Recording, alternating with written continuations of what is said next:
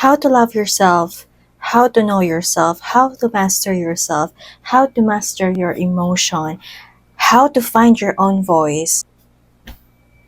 All of these questions, the answer I can give to you is practice the discipline of observing yourself and thinking. Alam nyo ba yung information detox? Well, at least I call it information detox. Diet. It's information diet. Hindi siya yung basta-basta you limit yourself from information. Hindi siya yung digital detox, social media detox. It is knowing what information nourishes you and what information just mentally bloats you. Parang pagkain lang yan. Pwede ka namang kumain ng sweets, pwede ka namang kumain ng junk foods, pero dapat alam mo kung kailan dapat sapat na. Kasi lahat ng sobra masama, alam naman natin yan lahat. And I think nobody talks enough about how people are becoming mentally bloated ngayon. Especially self-help content. Podcast after podcast, motivational video after motivational video, advice after advice after advice. To the point na hindi mo na alam kung alin ba talaga yung boses mo. You don't know your voice, you don't know your belief, you don't know your stand. You're starting to lose your ground, you're starting to lose yourself, you're starting to lose your own voice. To the point na hindi mo na alam kung alin ba talaga dun yung boses mo. Alin ba talaga dun yung belief mo? Alin ba talaga dun yung opinion mo? At alin sa mga dun ang totoo para sa'yo? Don't get me wrong ha. I'm not against learning. I'm not against books. I'm not against self-improvement. I'm not against self-help. I'm posting videos about self-improvement. I'm posting about self-healing. I'm posting about self-love. Pero I'm here to remind you na may difference kasi between learning and just blindly and endlessly consuming. Because some people, most of you, are not processing anymore. You are just absorbing. Parang mentally eating without digesting anything. That's why personally, and I also encourage you to practice this discipline. This is what I do personally. I became careful with what I consume.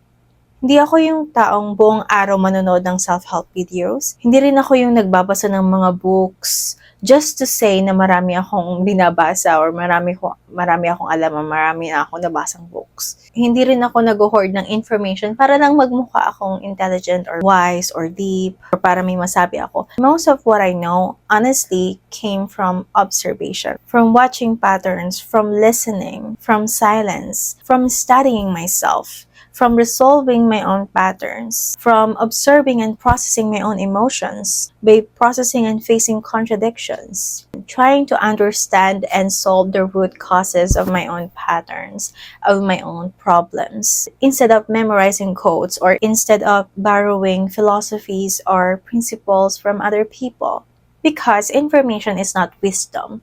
May nakapagtanong nga sa akin, paano mo na-master yung sarili mo? Ano yung mga sinasabi mo? Related ba yan sa religion? Related ba yan sa iba't ibang mga frameworks na mga tanyag or kilalang mga philosophers or mga tao? And I just answer, from the word itself, self-mastery. It is mastering my own self. And before you master yourself, you must first know the self you are mastering.